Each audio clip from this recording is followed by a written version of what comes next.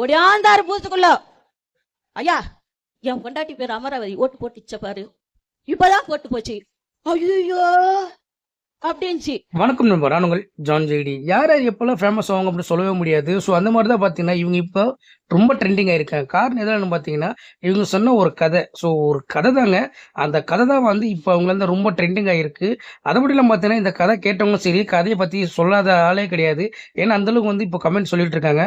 So அந்த கதை வந்து என்னென்னு நான் சொல்கிறத விட அவங்க சொல்கிற அந்த பாடி லாங்குவேஜில் அந்த வாய்ஸில் நீங்கள் கேட்டால் தான் உங்களுக்கு அந்த இதுவே உங்களுக்கு புரியும். ஸோ அந்த வீடியோ கட்டுற வீடியோ பாருங்கள். வீடியோ பார்த்துட்டு இவங்க சொன்ன அந்த கதைக்கு வந்து உங்களோட கருத்தை கமெண்ட் பண்ணுங்கள். முடிஞ்ச என் சேனலை ஃபாலோ பண்ணிக்கோங்க. ஒடியாந்தாரு பூத்துக்குள்ள ஐயா என் பொண்டாட்டி பேர் அமராவதி ஓட்டு போட்டுச்ச பாரு இப்பதான் போட்டு போச்சு ஐயோ அப்படின்ச்சு.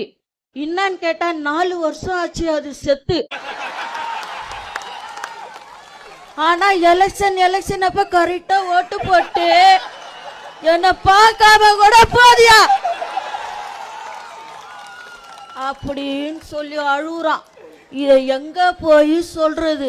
இந்த எஸ்ஐஆர் இதை சரி பண்ணிடுமா? அமராவதியை சேர்த்து அம்பிகாவதியோட இணைத்துடுமா? சொல்லுங்க.